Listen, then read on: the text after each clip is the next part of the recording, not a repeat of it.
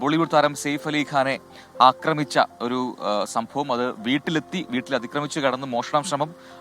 ആ സമയത്ത് വീട്ടുകാർ പ്രതിരോധിക്കുന്നു, സെയ്ഫ് അലി ഖാൻ അടക്കമുള്ളവർ പ്രതിരോധിക്കുന്നു. ആ സമയത്ത് കത്തി വീശുന്നു പ്രതി. അങ്ങനെ വലിയ ഞെട്ടിപ്പിക്കുന്നൊരു വാർത്തയായിട്ടാണ് അത് പുറത്തുന്നത്. പിന്നാലെ പ്രതി ഒളിവിൽ പോകുന്നു, പ്രതിക്കായ അന്വേഷണം വ്യാപിപ്പിക്കുന്നു, പലയിടങ്ങളിൽ നിന്നും പലരെയും കസ്റ്റഡി എടുക്കുന്നു. പക്ഷേ യഥാർത്ഥ പ്രതി അല്ല. ഇപ്പോൾ വരുന്ന വാർത്ത ആ യഥാർത്ഥ പ്രതി പിടിയിലായി എന്ന വാർത്തയാണ്. വിജയ്ദാസ് എന്നയാളെയാണ് മഹാരാഷ്ട്രയിലെ ഒരു ലേബർ ക്യാമ്പിൽ നിന്ന് ഇപ്പോൾ പിടികൂടിയിരിക്കുന്നത്. ശ്രീനാഥ് ചന്ദ്രനാണ് മുംബൈയിൽ നിന്ന് വിശദാംശങ്ങളുമായി ചേരുന്നത്. Sreenath, very good morning. ഏറെ ദുരൂഹതകളുള്ള ഒരു കേസ്.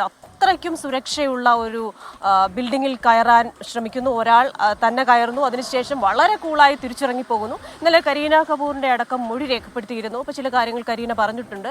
ആക്രമണം ചെറുക്കാനായിരുന്നു സെയ്ഫ് അലി ഖാന്റെ ശ്രമം. ഇന്നെന്തായാലും ഇയാൾ പിടിയിലായിട്ടുണ്ട്. അപ്പോൾ ഇത്രയും അമച്വറായിട്ടുള്ള ഒരു വ്യക്തിക്ക് ഈ അതീവ സുരക്ഷാ മേഖലയിൽ എത്തിപ്പെടാൻ സാധിച്ചോ എന്നൊക്കെ കാര്യത്തിലുള്ള വിശദീകരണം മുംബൈ പോലീസിന്റെ 9 മണിക്കുള്ള വാർത്താ സമ്മേളനത്തിൽ ഉണ്ടാവുമോ? ഈ 9 മണിക്ക് മുംബൈ പോലീസിന്റെ DCP 9 ഓഫീസ്, ബാന്ദ്രയിലുള്ള ഓഫീസിൽ വെച്ചാണ് വാർത്താ സമ്മേളനം നിശ്ചയിച്ചിട്ടുള്ളത്. ഇന്നലെ അർദ്ധരാത്രിയോടെയാണ് ഈ പ്രതി പിടിയിലാവുന്നത്. ഏതാണ്ട് 100ഓളം പോലീസുകാർ ഈ ഓപ്പറേഷന്റെ ഭാഗമായി എന്നതാണ് മുംബൈ പോലീസ് പറയുന്നത്. മുംബൈ പോലീസും താനെ സംയുക്തമായി നടത്തിയ ഒരു ഓപ്പറേഷൻ ആയിരുന്നു. താനെ വെസ്റ്റിൽ ഉള്ള ഒരു ലേബർ ക്യാമ്പിന് സമീപം വെച്ചാണ് ഇയാൾ പിടിയിലാവുന്നത്. കുറ്റിക്കാടുകൾക്കിടയിൽ ഇയാൾ ഒളിച്ചിരിക്കുകയായിരുന്നു എന്നതാണ് പ്രാഥമികമായി നമുക്ക് ലഭിക്കുന്ന വിവരം. ഇയാളെ പോലീസ് പിടികൂടുന്നു.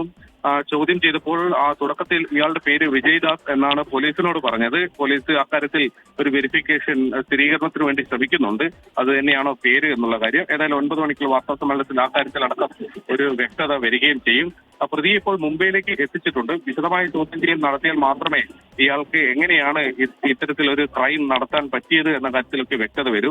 മുൻ പരിചയമുണ്ടോ ഈ വീടുമായി എന്നതടക്കമുള്ള കാര്യങ്ങളിലൊക്കെ വ്യക്തത വരേണ്ടതുണ്ട്. കാരണം സാധാരണഗതിയിൽ ഇത്രയേറെ സുരക്ഷയുള്ള സ്ഥലത്ത് ഇങ്ങനെ കടന്നു കയറി ആക്രമണം നടത്തുക അത് അത്ര എളുപ്പമല്ല. അതുകൊണ്ട് ഇയാൾ മുൻപും ഇത്തരം കുറ്റകൃത്യങ്ങൾ ചെയ്തിട്ടുണ്ടോ, സെയ്ഫ് അലി ഖാന്റെ വീടുമായി ഇയാൾക്ക് നേരത്തെ എന്തെങ്കിലും പരിചയമുണ്ടോ എന്നടക്കമുള്ള കാര്യങ്ങളിലൊക്കെ തന്നെ ഒരു വ്യക്തത വരണം. ഇയാൾ മുംബൈയിൽ ഒരു പബ്ബിൽ വെയിറ്ററായി ജോലി ചെയ്തിട്ടുണ്ട് എന്നതാണ് മനസ്സിലാക്കുന്നത്. ഈ താനെ വെസ്റ്റിലുള്ള റിക്കി ബാർ എന്നൊരു ബാറിലും ഇയാൾ ജോലി ചെയ്തിട്ടുണ്ട് എന്ന വിവരവും ഇപ്പോൾ പുറത്തു വന്നിട്ടുണ്ട്.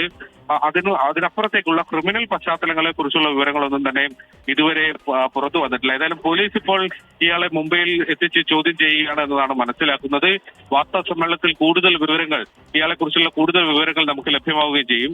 കഴിഞ്ഞ 3 ദിവസത്തിനിടെ പലയിടങ്ങളിൽ ഈ പ്രതിയോട് രൂപസാദൃശ്യമുള്ള പലരെയും കസ്റ്റഡിയിൽ എടുക്കുകയും ചോദ്യം ചെയ്യുകയൊക്കെ ചെയ്തിരുന്നു. കാരണം ഈ അക്രമശേഷം ഇയാൾ രക്ഷപ്പെടുന്നതിനിടെ 6ാം നിലയിലെ CCTVയിൽ കൃത്യമായി ഇയാളുടെ മുഖം പതിഞ്ഞിരുന്നു. അതുകൊണ്ട് ആ മുഖഛായുള്ള ആളുകൾ പലരും പോലീസിന്റെ കസ്റ്റഡിയിലാവുകയും അവരെ ചോദ്യം ചെയ്യലിന് ശേഷം വിട്ടയക്കുകയും ചെയ്തിരുന്നു. ഏറ്റവും ഒടുവിൽ ഛത്തീസ്ഗഡിൽ വെച്ചാണ് ഒരാളെ പിടികൂടിയത്. ജ്ഞാനേശ്വരി എക്സ്പ്രസിൽ യാത്ര ചെയ്യുകയായിരുന്ന ഒരാളെ ഛത്തീസ്ഗഡ് RPFന്റെ സഹായത്തോടെ കസ്റ്റഡിയിൽ എടുക്കുകയും ചോദ്യം ചെയ്യുകയൊക്കെ ചെയ്തെങ്കിലും അയാളുമല്ല പ്രതി എന്ന് അറിഞ്ഞു. അങ്ങനെ അതിനുശേഷമാണ് പിന്നീട് ഥാനയിൽ നിന്ന് ഈ പ്രതിയെ പോലീസ് സംഘം വളഞ്ഞിട്ട് പിടികൂടുകയും ചെയ്തത്. ഏതായാലും ഇയാൾ ഇപ്പോൾ പോലീസ് കസ്റ്റഡിയിലുണ്ട്. ചോദ്യം ചെയ്യൽ നടക്കുന്നു.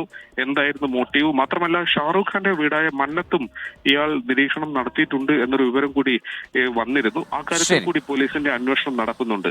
ക്രിസ്റ്റീന പ്രജൻ. ശരി, ശ്രീനാഥ് ചന്ദ്രനാണ് മുംബൈയിൽ നിന്ന് വിശദാംശങ്ങൾ നൽകിയത്.